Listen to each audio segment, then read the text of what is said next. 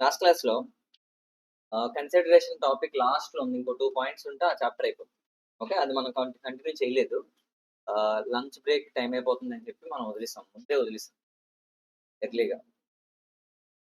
So ఆ 2 points ఇందులో complete చేద్దాం. But before we go in to those 2 topics, let me complete how to right answers in your final examination.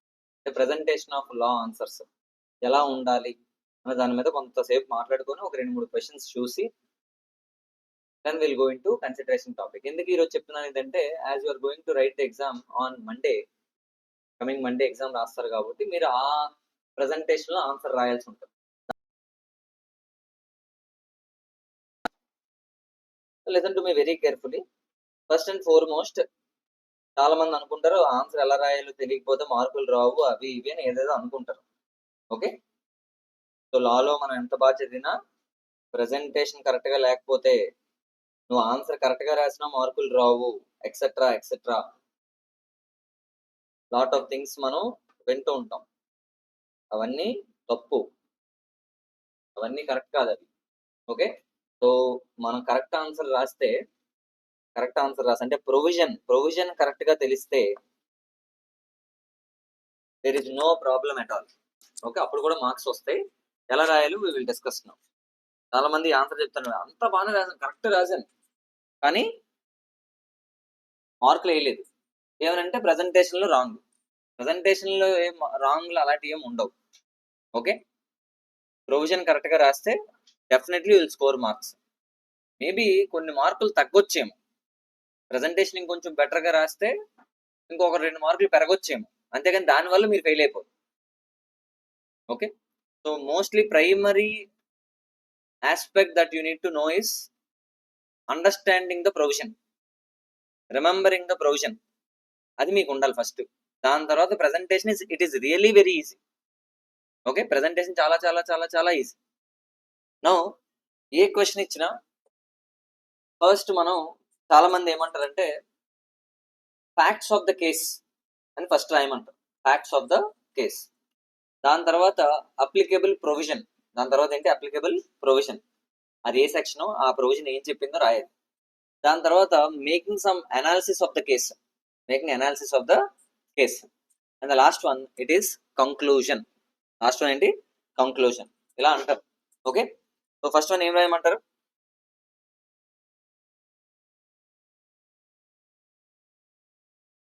Facts of case. Sir ఇవే రాయాలా, ఇంకేం ఉండదా అంటే అలా ఏం లేదు. Generally people follow in this way. ఆ ఫ్యాక్ట్స్ ఆఫ్ ద కేస్ కూడా రాసినా రాయకపోయినా దెర్ ఇస్ నో ప్రాబ్లం అంట. రాసినా రాయకపోయినా పర్లేదు. ఇది ఏంటి facts of the case, question లో ఇచ్చిందే మళ్ళీ రాస్తాం, ఏదో ఒకటి ఫిల్అప్ చేయడం, దీనివల్ల వేస్ట్ ఆఫ్ టైం. ఇది టైం వేస్ట్. ఇది వాడిచ్చిన క్వశ్చన్ మళ్ళీ అడిగి రాసి చూపించాలా, అవసరం లేదు, వాడికి ఆల్రెడీ తెలుసు question. So facts of the case అందరూ రాస్తారు, but it is very much irrelevant, రాయాల్సిన అవసరం లేదు. It kills your time. ఓ 10 క్వశ్చన్లు facts of the case officer అనుకో, ఇంకో 5 మార్కుల క్వశ్చన్ రాయొచ్చు, extra question you can attempt, and hence don't waste time in writing facts of the case. Clarity ఉందా? రెండో పాయింట్ అప్లికేబుల్ ప్రొవిజన్. సార్ మీకు అది ఏ పాయింట్ గురించి అడుగుతున్నాడో మీకు తెలుసు. సార్ ఇన్విటేషన్ టు ఆఫర్ గురించి అడిగాడు అనుకోండి, డైరెక్ట్ గా మీకు తెలిసిన ఇన్విటేషన్ టు ఆఫర్ కాన్సెప్ట్ ని అక్కడ రాయాలి. అప్లికేబుల్ ప్రొవిజన్ అంటే అదే దాని మీన్. ఓకే, లేదా కన్సిడరేషన్ గురించి అడిగారు, కన్సిడరేషన్ టైం బార్ డెట్ అయిపోయింది, సో దాని తర్వాత మళ్ళీ నువ్వు పే చేస్తానన్నావు, so without consideration also it is valid. మొన్న ఎప్పుడు మనం చూసాం time bar debt, payment of money even after it becomes time bar debt. వాడు రాసి ఇచ్చారట నేను కడతాను అని, అప్పుడు కట్టాలి. సో అదో పాయింట్ చూసాం. ఇంకా కొన్ని చూసాం, out of love and affection, natural love and affection, there is no consideration which is required. Even though there is no consideration, it is possible to be called as valid contract only. So ఇలా మనం ఎక్కడో దగ్గర ఏదో వాడు question లో ఏ provision అడిగాడో, దేని గురించి అడిగాడో, అది లాలో మీరు ఎక్కడ ఐడెంటిఫై చేస్తారో దానికి తెలిసింది, మీకు దాని గురించి తెలిసింది ఏదైతే ఉందో అదంతా మీరు ఇక్కడ రాయాలి. Applicable provision. Okay, applicable provision అది కరెక్ట్గా ఐడెంటిఫై చేసి అక్కడ రాయాలి. రాసిన తర్వాత మూడో point analysis of the case, వాడిచ్చిన కేసులో ఉంది కదా, దాన్ని అనాలిసిస్ చేయాలి. ఇప్పుడు ఏం చేయాలి? అనాలిసిస్ అంటే ఏం లేదు, మీరు పైన రాశారు కదా అప్లికబుల్ ప్రొవిజన్ అని, పైన అది యాక్చువలా వాడిచ్చిందా? పైన రాశారు కదా అప్లికబుల్ ప్రొవిజన్ అని, అది యాక్చువల్ లాలో ఏముందో మీరు రాశారు. ఇప్పుడు అనాలిసిస్ ఆఫ్ ద కేసులో క్వశ్చన్లో వాడు ఏమి ఇచ్చాడో చూసి ఆ క్వశ్చన్లో ఇచ్చింది మన యాక్చువల్ని కంపేర్ చేసి రాస్తాం. క్వశ్చన్లో వాడు ఇచ్చింది మన యాక్చువల్ది అనాలిసిస్ చేసి రాస్తాం. ఓకే, క్వశ్చన్లో ఇలా ఇచ్చాడు, బట్ యాక్చువల్ ప్రొవిజన్ ఇది అని చెప్పి మనం అక్కడ రాస్తాం అనాలిసిస్ ఆఫ్ ద కేసులో. ఓకే, లాస్ట్లో కంక్లూజన్ రాస్తాం. లాస్ట్లో ఏంటి? కంక్లూజన్. వాడు ఇచ్చింది రైటా రాంగా as per the given question and making a comparison with the applicable provision which is there in Indian Contract Act 1872, this is right, this is wrong and చెప్పి we will come to a conclusion, and that conclusion must be written in the fourth point. Fourth point ఏంటి sir? Fourth point ఏంటి? Conclusion. మన conclusion మనం రాస్తాం. ఇది story. So technical గా 4 points మనం రాయొచ్చు: facts of the case, applicable provision, analysis of the case, and last one ఏంటి? Conclusion. Sir facts of the case waste of టైమా, సీరియస్ రాయాలా? Waste of time. Facts of the case రాయడం వల్ల మీ time ఒక్కొక్క నిమిషం ఒక్కొక్క క్వశ్చన్ పోతుంది. అలా 15 క్వశ్చన్లు రాసాం మనం, చూడండి 36 క్వశ్చన్లు ఉన్నాయి, 35 క్వశ్చన్లు. ప్రతిదానికి ఫ్యాక్ట్స్ ఆఫ్ ద కేసు రాసాం అనుకో, అట్లీస్ట్ 20 minutes వేస్ట్ అవుతుంది, హాఫ్ మినిట్ పట్టిన. ఓకే, సో అదంతా మీరు సేవ్ చేయగలిగితే, ఎందుకంటే అది క్వశ్చనే, దాన్ని రాయాల్సిన అవసరం లేదు. సో దానికోసం మీరు ఇంకో క్వశ్చన్ ఏదైనా ఎడిషనల్ టైంలో, ఆ సేవ్ చేసిన టైంలో you can write the answer. And hence my sincere advice is what? Don't waste time in writing facts of the case. కానీ ఎనీవే మీకు రాదనుకో, మీకు రాదు ఎక్స్ట్రా రాయడానికి, మీకు రాదనుకో, అప్పుడు ఏం రాస్తారు? ఇంకా నీట్గా ఉండదు, ఫ్యాక్ట్స్ ఆఫ్ ద కేసు కూడా యూ మే రైట్. దానివల్ల ఫైనల్ ఆన్సర్స్ లో ఎలాంటి మార్కులు తగ్గించరు. Okay, that you need to remember. Okay, తర్వాత 3 పాయింట్స్ ఏంటి? అప్లికబుల్ ప్రొవిజన్, తర్వాత point analysis of the case, తర్వాత last point conclusion. Last point ఏంటి? కంక్లూజన్.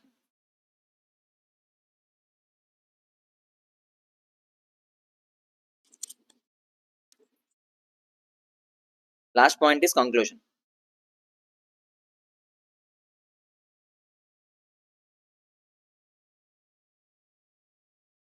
సార్ నేను ఇలా చెప్పడం వల్ల మీకు పెద్దగా ఉపయోగం లేదు. మనం ఒక ప్రాక్టికల్ కేసు తీసి ఒక 4 క్వశ్చన్లు చూద్దాం. మనకి ఇప్పటి వరకు కవర్ అయిన దాంట్లో 4 క్వశ్చన్స్, క్వశ్చన్ అలా ఇచ్చాడు, తన ఆన్సర్ ఎలా రాశారు, we will try to identify and then we will try to understand. Very recent MTPs లో, ఆర్టీపీస్ లో వచ్చిన క్వశ్చన్స్ చెప్తున్నాను నేను. మోడల్ టెస్ట్ పేపర్ జూన్ 2023 లో ఇచ్చిన క్వశ్చన్ నేను చదువుతున్నాను ఇప్పుడు. Ashwin goes to super market to buy air conditioner. ఒక ఎయిర్ కండిషనర్ కొనడానికి వెళ్ళాడట. He selects a branded air conditioner having a price tag of 40,000 after a discount of 3,000. అక్కడ రాసాడట బోర్డు మీద 40,000 మైనస్, అదే after reducing the discount it is 40,000 అని రాసాడు. So ఏమని రాసి ఉండొచ్చు? 43,000 minus 3,000 discount and final price is what? 40,000 అని రాసాడట. Ashwin reaches the cash counter for making a payment.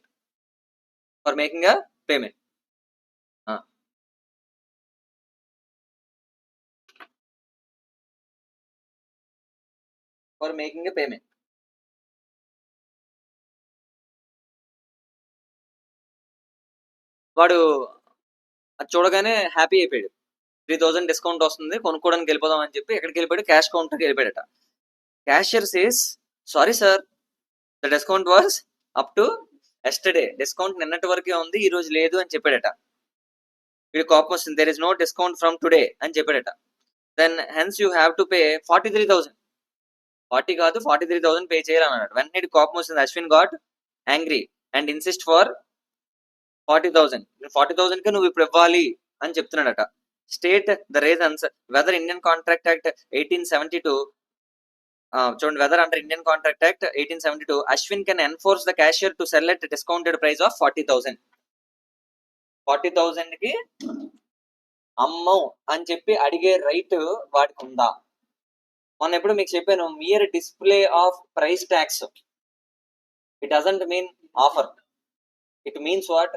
Invitation to offer. అది చూసి జనాలు వచ్చి మేము కొంటాము అని అడిగితే అది ఆఫర్. దాన్ని అమ్ముతాము అంటే acceptance.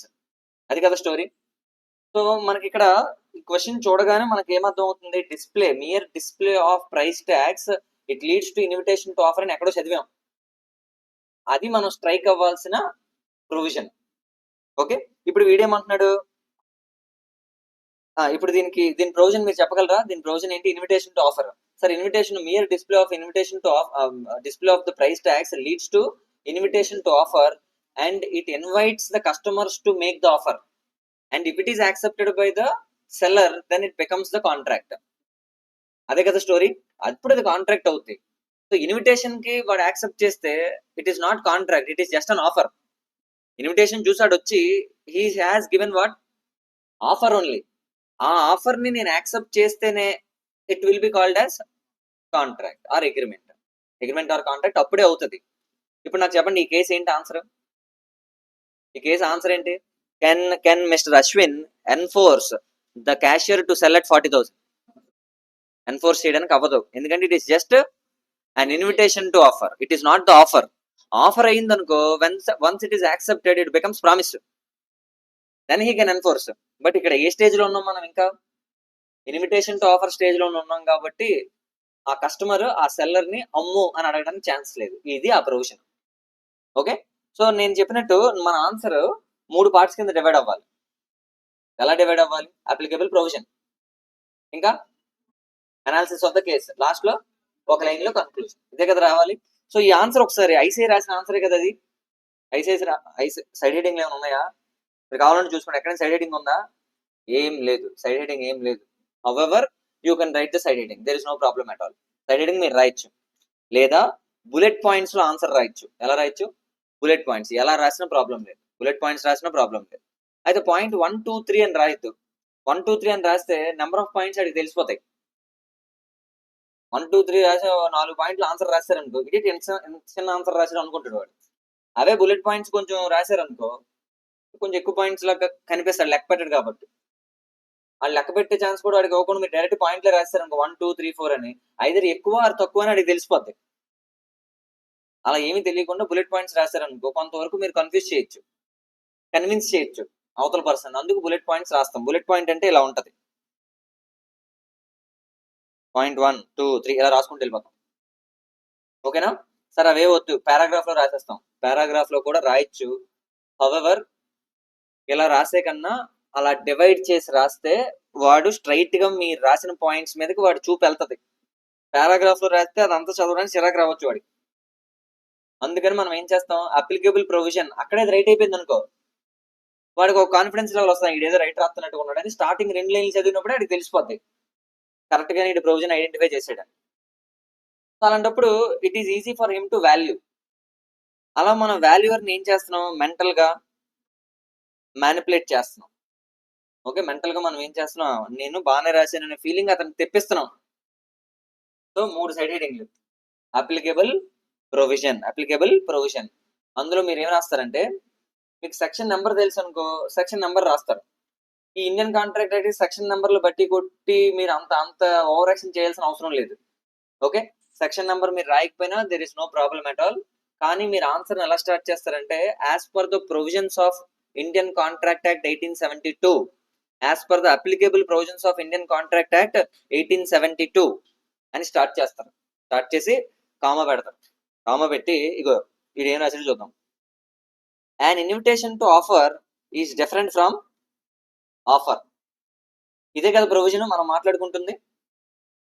Quotations, menu cards, price tags, advertisements in news paper for sale are not offer. అవి ఆఫర్ కాదు. డైరెక్ట్ ప్రొవిజన్ రాసిడు సార్. ఆ ప్రొవిజన్ ఏమైనా సెక్షన్ లో ఇలా ఉందని సెక్షన్ కాపీ కొట్టాడు. వెరీ జనరల్ లాంగ్వేజ్ లో రాసిడు. కావాలని చూడండి, quotations, price tags, advertisements, these are not offers. Okay, these are merely invitation to public to make an offer. ఇది కూడా ఈజీ లాంగ్వేజ్ లో ఉంది. An invitation to offer is an act precedent అంటే offer కన్నా ముందు జరిగేది ఇన్విటేషన్ టు ఆఫర్. తర్వాత acceptance of invitation to offer does not result in contract. Yes or no? Invitation to offer ని యాక్సెప్ట్ చేస్తే అదేమవుద్ది, ఆఫర్ అవుద్ది, కాంట్రాక్ట్ అవ్వదు. ఇన్విటేషన్ టు ఆఫర్ కి నువ్వు రియాక్ట్ అయితే దాని పేరేంటి? Offer. It is not contract. It's not contract. చూడండి, does not result in contract and only an offer emerges. ఏమవుతుందట, ఇన్విటేషన్ టు ఆఫర్ కి రెస్పాండ్ అయితే offer emerges in that process of negotiation. Offer start అవుద్ది. Okay, ఇక్కడ వరకు చూడండి, till here. ఆ yellow line లో ఉన్నదంతా ఏంటనుకున్నారు? Applicable provision. ఆ నెక్స్ట్ ఏంటి? Analysis of the case. చూడండి, అనాలిసిస్ ఆఫ్ ద కేసులో ఎలా మొదలు పెట్టాడు చూడండి. నేను కలర్ మారుస్తున్నాను, రెడ్ కలర్ రాస్తాను. ఇది ఇన్ ద ఇన్స్టెంట్ కేస్ అంటే ఈ కేసు గురించి మాట్లాడుతున్నాడు వాడు. అంటే analysis of our case. In the instant case, Ashwin reaches to super market and selects air conditioner, AC ఒకటి సెలెక్ట్ చేసాడు with discounted price tag of 40,000. But cashier denied to sell at discounted price by saying that discount is closed from today and request to make full payment. Sir ఇదంతా question లో ఉంది sir. Analysis of the కేసులోనే మనం ఏం రాసేస్తున్నాం? Question రాస్తున్నాం. Okay, question రాస్తున్నాం. చూడండి, on the basis of above provision. ఇక్కడ ఏం రాసాను చెప్పండి? ఆ రెడ్ కలర్ లో ఉన్నదంతా ఏంటి? క్వశ్చన్ లో వాడు ఇచ్చింది ఫస్ట్ రాసేసి that should be compared with what? Actual provision. అది ఇప్పుడు చేస్తాడు. On the basis of above provisions and facts the price tag with air conditioner was not offer. Okay, it is merely an invitation to offer. కరెక్టేనా?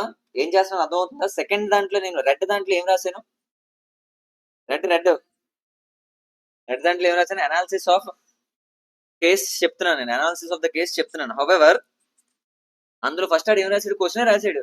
క్వశ్చనే రాసి he is trying to make a comparison of that question with the actual provision. అక్కడ వరకు రాస్తాడు sir. ఇప్పుడు ఇంకో colour మారుస్తాను, blue colour రాస్తాను. చూడండి, hence. What is hence? Conclusion. Hence it is Ashwin who is making the offer. Cashier has the right to reject the Ashwin's offer. Therefore, Ashwin cannot enforce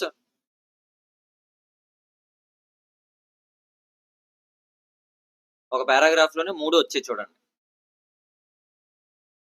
ఇదేమన్నా అంత డిఫికల్టా? ప్రెజెంటేషన్ వల్ల ఎవరిదైనా పోద్దా? దేని వల్ల పోద్ది? ఆ ప్రొవిజనే రాంగ్ అనుకో పోతుంది. So you should accept. మీరు ఫెయిల్ అయిపోయారంటే రీజన్ ఏంటి? It is not because of presentation, it is because of what? Provision. Non-identification of the applicable provision from your side. Okay sir, ఈ క్వశ్చన్ అయితే ఇలా అయిపోయింది. ఇంకో క్వశ్చన్ చూద్దాం సరదాగా.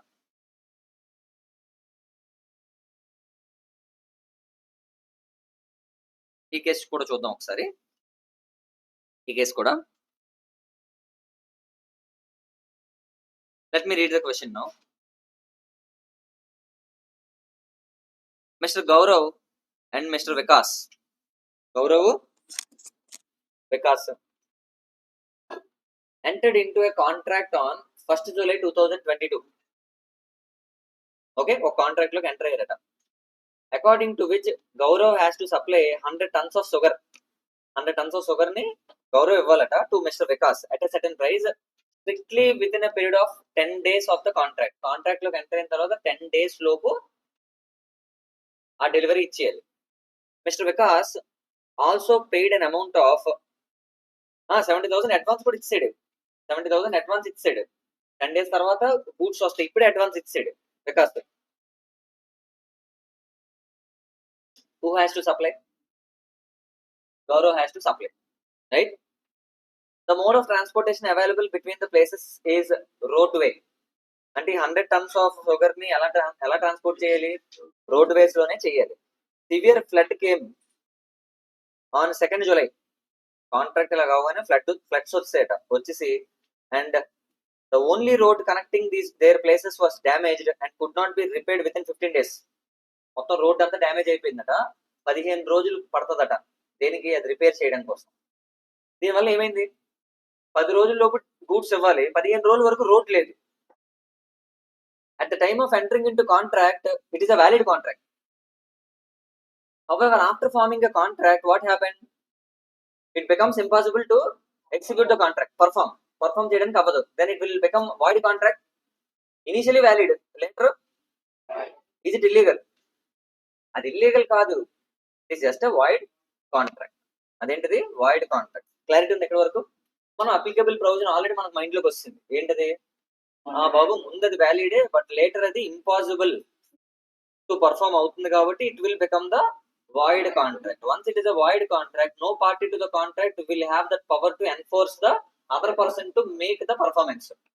అదే కదా, కాంట్రాక్ట్ లేకపోతే how A can ask B or B can ask A to perform their respective obligations.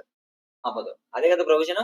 So mind లోకి ఆల్రెడీ వెలిగిస్తుంది. సగం కోసం చదివిన ఇప్పుడే కంటిన్యూ చేద్దాం. వీడేమన్నాడు? Mister Gaurav offered to supply sugar on 20th July 2022. Okay, Gaurav ఏమంటున్నాడు? అరే నేను 20వ తారీఖు ఇస్తాను రా అన్నాడు. గూడ్స్ ఎవరికి? వికాస్. వికాస్ ఏమంటున్నాడంటే నాకు వద్దు, అలా వద్దు, నాకు 10 రోజుల్లో ఇస్తానన్నావు, ఇప్పుడు 20th ఇస్తాను అంటున్నావు, 10 days డిలేలో ఇస్తానన్నావు, వద్దు. Refuse to accept the supply of sugar. నాకు వద్దు అనేస్తున్నాడు. ఎవడు? Vikas. Which was not there within the purview of the ఎక్కడ ఉండిపోయామా? On 1st August 2022, the Gaurav claimed compensation of 20,000 from Vikas. ఏంటి దాని meaning? Gaurav claimed compensation of 20,000 from Vikas. Meaning 20,000 Vikas అన్నాడు, గౌరవ్కి 70,000 ఇచ్చాడు. వీడు ఏమంటున్నాడు? అది అవ్వదు కదా, అడ్వాన్స్ ఇచ్చాను నేను 70,000, అది అవ్వదు కదా, నా అడ్వాన్స్ నాకు ఇచ్చే అంటున్నాడు. వాడేమంటున్నాడు? అలా అవ్వదు, you need to execute the contract, ఇంకో 20,000 నాకు లాస్ నీ వల్ల నా 20,000 ఇచ్చే అంటున్నాడు. ఇద్దరికిద్దరు.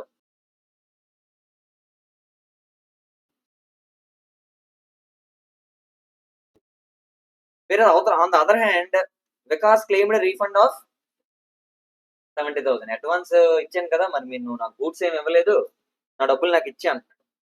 which he has paid in advance in terms of the contract. Now analyze the above situation in terms of the provisions of Contract Act 1872 and decide on Mr. Vikas contention. Vikas ఏం అడుగుతున్నాడు చెప్పండి? 7,000 వెనక్కి ఇచ్చిమంటున్నాడు. 7,000 కదా, 70,000 supply చేయాల్సింది Gaurav, supply చేయలేదు. Advance ఇచ్చింది వికాస్, వెనక్కి ఇచ్చేమని అడుగుతున్నాడు. ఎవరు కరెక్ట్? ఇది క్వశ్చన్. ఓకే, ఇన్ఫాక్ట్ ఈ చాప్టర్ ఇంకా అవ్వలేదు, మనం చాప్టర్ అవ్వలేదు, బట్ చెప్పగలరు మీరు ఆన్సర్. సో ఇది ఇప్పుడు దీని ఆన్సర్ కూడా ఏమవ్వాలి? Applicable provision, analysis of the case, conclusion, ఇవే కదా రావాలి. ఆ ఆన్సర్ లో ఆ 3 ఉన్నాయి లేదు, వి విల్ ఐడెంటిఫై. ఈసారి వీడు ఏం చేశారు చూడండి, 3 పాయింట్స్ లో డివైడ్ చేశాడు. 3 పాయింట్స్ లాగా చూడండి, 3 పారాగ్రాఫ్లు రాశాడు.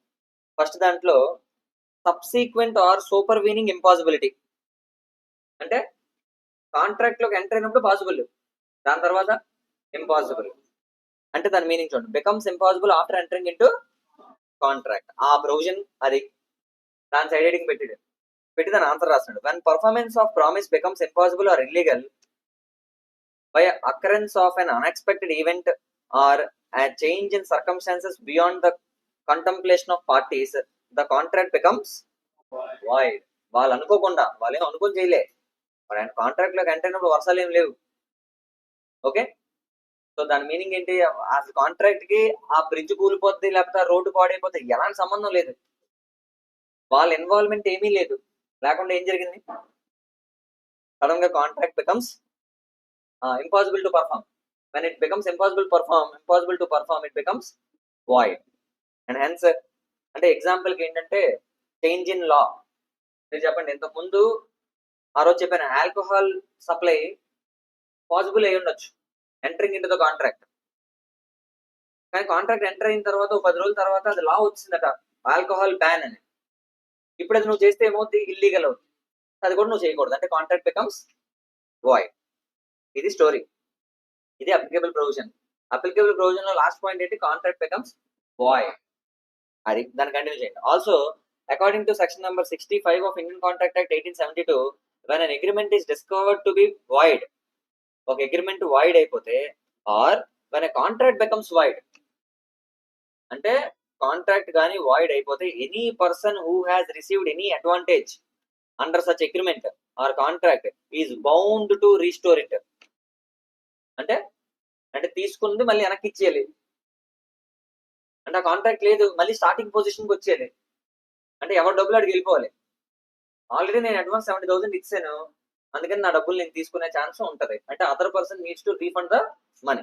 చూద్దామా, or to make compensation for it to the person from whom he received it. Okay, compensate చేయాల్సి ఉంటుంది. In the given question after mister Gaurav and mister Vikas, sir ఇదేంటి సార్, ఇది analysis of the case. First two ప్రొవిజన్సే, రెండు ప్రొవిజన్సే. రెండు ఏం చెయ్యాలో అసలు ఏంటి అనేది ఫస్ట్ రాశాడు, అది అవ్వడం వల్ల ఏం చేయాలో సెకండ్ రాశాడు. రీఫండ్ ఇచ్చేయాలని అనుకుంటున్నాం కదా, అది సెకండ్ రాశాడు. దాని తర్వాత అనాలిసిస్ రాస్తున్నాం. చూడండి, in the given question after mister Gaurav and Vikas have entered into contract to supply of 100 tons of sugar, the event of flood occurred which made it impossible to deliver the goods within a stipulated time. Thus, the promise in the given question becomes void. Further, Mr. Gaurav has to pay back the amount of that he had received from Mr. Vikas as an advance for the supply of sugar within a stipulated time, and hence ఇదేంటిది conclusion. Hence the contention of Vikas is correct. ఎందుకంటే ఆ పైన అడిగాడు ఎవరి వైపు నుంచి మిమ్మల్ని సమాధానం చెప్పమన్నాడు. చూడండి, డిసైడ్ ఆన్ వికాస్ కంటెన్షన్, అంటే వికాస్ అనుకుంటుంది కరెక్టే, Vikas is asking his money back and it is value, అది దాని answer. Okay, there may be sometimes direct questions will be given, direct questions final exam లో. చూడండి, define consideration, state the characteristics of valid consideration, direct question. Okay, define consideration definition రాసాడు. కావాలంటే చూడండి, at the desire of the promisor, the promisor any other person has done or does or abstains from doing when in past, present, future, ఆ definition అంతా రాసాడు. చూడండి, మన side headings అన్ని cover అయ్యలేదు. చూడండి, ఎసెన్షియల్ క్యారెక్టరిస్టిక్స్ రాస్తున్నాం. Consideration must move at the desire of promisor. It may proceed from promisee or ఎవరైనా ఇవ్వచ్చు, ప్రామిసీ అయినా డబ్బులు ఇవ్వచ్చు, వాడు ఇంకెవరైనా అరేంజ్ చేసి డబ్బులు ఇవ్వనొచ్చు. Anything is possible. It may be past, present or future. It must have some real value in the eyes of law. Value ఉండాలి, వాల్యూలెస్ అయ్యి ఉండకూడదు. తర్వాత it must not be something which the promissory is already legally bound to do. What is the example? ఆ రోజు చెప్పాను, collector ఒక shop కట్టించమన్నాడు. Collector, district collector ఒక shop కట్టించమంటే నువ్వు కట్టావు, ఆ షాప్ వాడిని డబ్బులు అడుగుతున్నావు, అవుతుందా? నువ్వు ఎవరి కోసం కట్టావు? కలెక్టర్ కట్టమని అడిగాడు, కట్టావు. షాప్ వాడుగా కట్టమని వాడు అడగలేదు నేను కట్టమని. అదే కదా ఎగ్జాంపుల్ చూసాం. అది కన్సిడరేషన్ లో డిస్ట్రిక్ట్ కలెక్టర్ ఒక షాప్ కట్టమన్నాడు అని ఎగ్జాంపుల్ ఉంది మన బుక్ లో, ఆ point. And the last one, it must not be unlawful, immoral, opposed to public policy. These are the essentials of valid contract.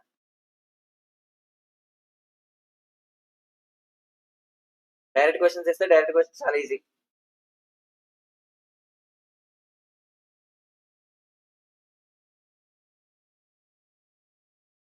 Again supervening impossibility.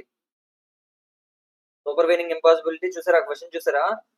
Explain what is meant by supervening impossibility అంటే subsequent impossibility దాని. And explain with the help of example, అంటే ఇందాక అడిగిన question ఉంది కదా, అది రాయాలి. ఇప్పుడు క్వశ్చన్ రాయాలి.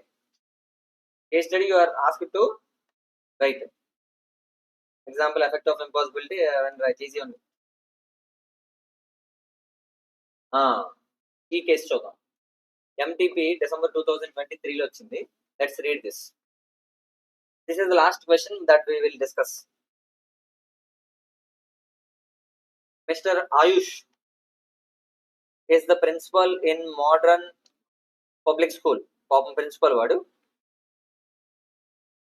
He needs 2000 packets of biscuits to be distributed to the school students in his school on the occasion of Republic Day celebration. For this purpose, he contracted with Yograj Biscuit Company. Mr. Ayush visited the workshop of Yograj Biscuit Company and was very much satisfied with the quality of the biscuits. సోదని చెప్తున్నాడు బిస్కెట్లు నచ్చేట. He also found that large number of varieties of biscuits are manufactured at the workshop. Biscuits అంటే multiple types ఉన్నాయి biscuits. ఇంకానేమా he ordered 2000 packets of biscuits and gave the token money but did not specify the category of biscuits. Publicity ఏ బిస్కెట్లు చెప్పలేదట. ఇది ఏదో example కి link అయిపోతుంది. 100 tons of oil, which oil we don't know. అలాగే ఉంది ఇది, అవునా కదా? Is it a valid offer?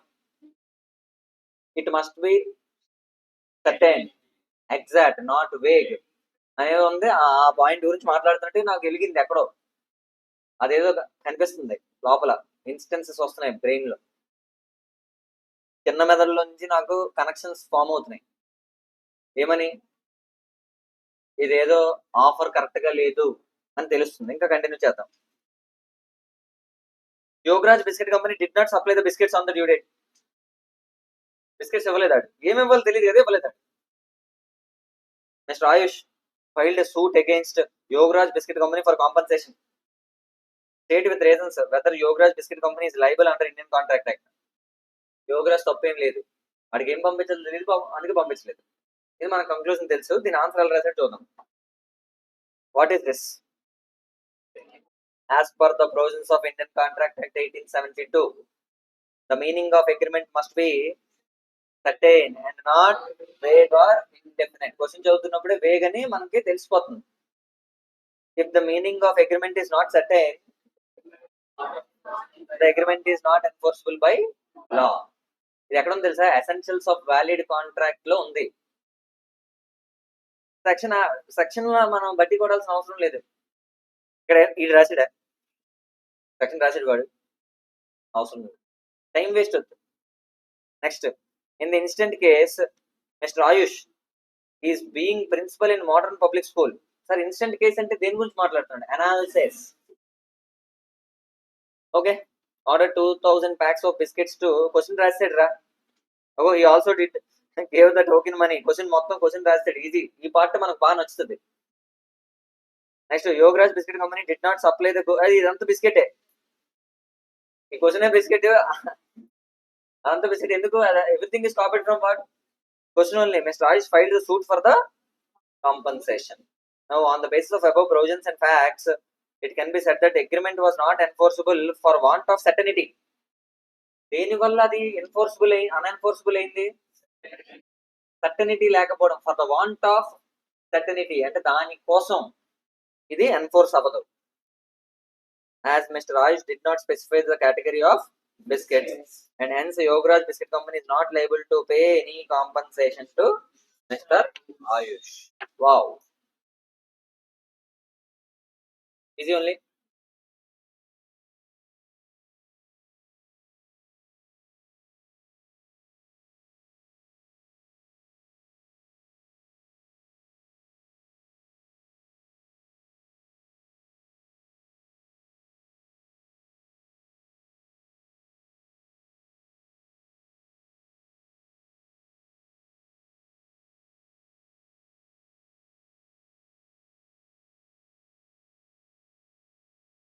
Can you identify this statement?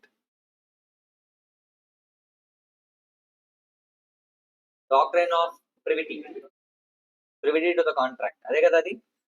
Are there any exceptions? Yes. Are these those exceptions? Trust, family settlement, marriage contracts, assignment, acknowledgement or estoppel. Last class లో ఇదే చేసాం. Covenant, condition running with the land.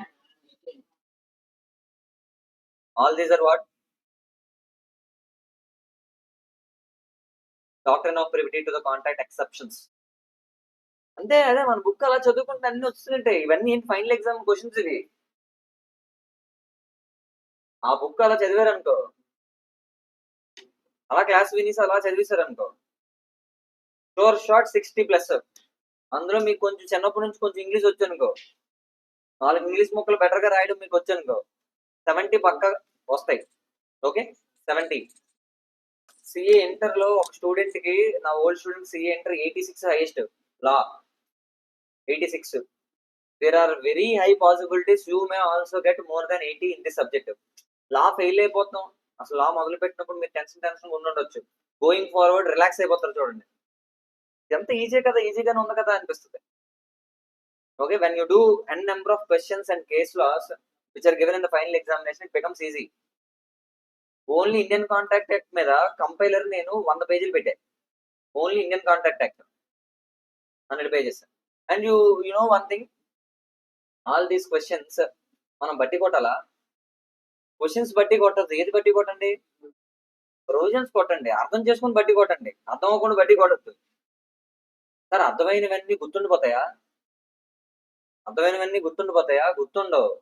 Sir బట్టి కొట్టడం అంటే ఇలా కళ్ళు మూసుకొని ఇలా 10 సార్లు చదివేయడం కాదు. ఓకే, బట్టి కొట్టడం అంటే నేను చెప్తున్నాను చూడండి. చిన్నప్పుడు మా ఇంటి దగ్గర ఒక స్కూల్ ఉండేది. ఓకే, మా ఇంటి దగ్గర ఒక స్కూల్ ఉండేది. అప్పుడు ప్రెసిడెంట్ ఏపీజే అబ్దుల్ కలాం, అప్పుడు ప్రెసిడెంట్. ఏదో అతను. అక్కడ వాళ్ళకి క్వశ్చన్ ఏంటంటే, who is the president of India, అది క్వశ్చన్. మా పక్కింట్లోనే స్కూల్, పక్కనే స్కూల్. దాదాపు ఒక పీరియడ్ అంతా 1 hour స్టూడెంట్స్ అందరూ, ఓకే, స్టూడెంట్స్ అందరూ, మేడం ఏపీజే అంటది, ఏపీజే అంటది మేడం. స్టూడెంట్స్ ఏమనాలి? అబ్దుల్ కలాం అనాలి. APJ Abdul Kalam, APJ Abdul Kalam. దాదాపు ఒక 500 సార్లు ఆ గంట సేపు వాళ్ళతో అనిపించారు. ఇది బట్టి కొట్టడం అంటే. ఆడు బట్టి కొట్టడం కాదు, నాకు గుర్తుండిపోయిందని చూడండి ఏ రేంజ్ బట్టి. పక్కింట్లోనే నాకు గుర్తుండిపోయింది. ఇలా చేస్తామా? అలా చేయకూడదు. ఓకే, గుర్తు పెట్టుకోవడానికి వేరియస్ వేస్ ఉన్నాయి, అలా మీరు ఫాలో అవ్వండి, సరిపోతుంది. ఎక్కువ మీరు మైండ్ దాని మీద అప్లై చేశారనుకో, ఆటోమేటిక్ గుర్తుంటది. దానికి మీ మైండ్ లో ఎక్కువైపోతున్నాయి, వేరేవన్నీ ఎక్కువైపోతున్నాయి అనుకోండి, ఎవ్రీథింగ్ గోస్ అవుట్. ఏంటి ఏం చేస్తున్నారా? Everything goes out. మైండ్ అంతా ఇవే మిగిలి అనుకోండి, అప్పుడు ఆటోమేటిక్ గుర్తుంటది. సార్ బాహుబలిని చంపింది ఎవరు సార్? ఫస్ట్ హాఫ్ లో. ఇది 2017లో జరిగిందా? 2017లో ఇప్పుడు జరిగింది. బాహుబలి 1 2015-16లో వచ్చినట్టుంది, దాదాపు 8 years బ్యాక్. ఓకే, సరే ఎవడు చంపాడు అన్నది గుర్తుండలో తప్పులేదు, వాడి పేరు కూడా గుర్తుంది మీకు. ఎలా చంపాడు సార్? వెనక నుంచో ముందు నుంచా? చంపాడు అనేది లాజిక్ ఉంది, ఎలా చంపాడు కూడా మీకు గుర్తుంది. కత్తితో చంపాడా లేకపోతే ఇలాగా బాణం వేసాడా? కత్తితో చంపాడు, అది కూడా గుర్తుంది. వెపన్ కూడా గుర్తుంది, మనకు అన్ని గుర్తున్నాయి. సార్ చచ్చిపోవడం, చంపేయడం అని గుర్తుపెట్టుకోవడం ఓకే ఫైన్. ఎక్కడ పొడిచాడు, దేంతో పొడిచాడు? అది ఫస్ట్ హాఫ్ లో జరిగిందా, సెకండ్ హాఫ్ లో జరిగిందా? సెకండ్ హాఫ్ లో జరిగింది చెప్పేస్తాను ఫాస్ట్ గా. అది కూడా ఎక్కడ జరిగింది? లాస్ట్ లో జరిగిందా, ముందు జరిగిందా? వాడి పేరేంటి? సార్ కట్టప్పకు గుండు ఉంటదా ఉండదా? ఉండదా? గుండు ఉంది, అది కూడా గుర్తు. కట్టప్ప ఎలాగుంటాడో కూడా గుర్తుంది.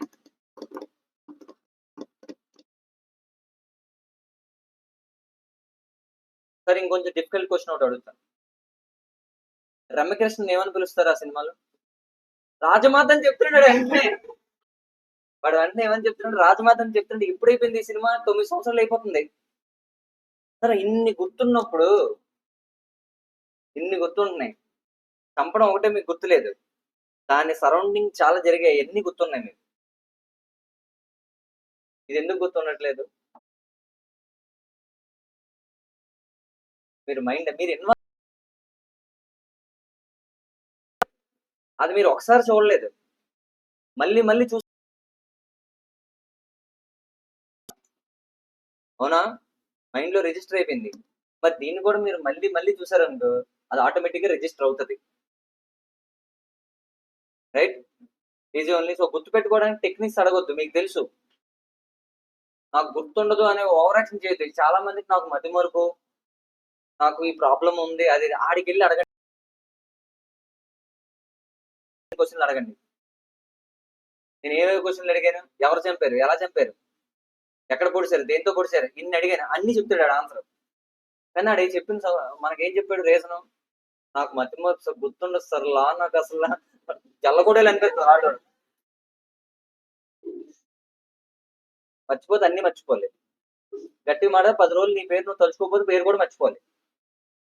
అన్ని గుర్తుండంటే ఆడికి ఏ ప్రాబ్లం లేదు, మతిమరుపు ప్రాబ్లం లేదు. మళ్ళీ ఎప్పుడైనా మీరు నెక్స్ట్ 3 నెలల్లో మర్చిపోయిన ఆన్సర్ చెప్పారనుకో, మీతో ప్రతి సినిమా పేరు, అందులో ఉన్న క్యారెక్టర్ నేమ్ అన్ని చెప్పిస్తాను. తెలుసు, మీకు తెలుసు, రైట్? చాలు. నెక్స్ట్ క్లాస్ లో రిమైనింగ్ 2 పాయింట్లు చూద్దాం. ఈజీ, అందరికి ఎగ్జామ్ కి అయితే it is not much relevant. Exam కి నెక్స్ట్ క్లాస్ లో will complete those 2 points in consideration. We will wind up the session now. మనం ఎప్పుడు స్టార్ట్ చేసాం? ఆల్మోస్ట్ ఇది కాదు, morning class maths time value of money 10:30 start చేసామా? It is almost again 3 hours. Let's wind up the session now. Thank you. Bye bye.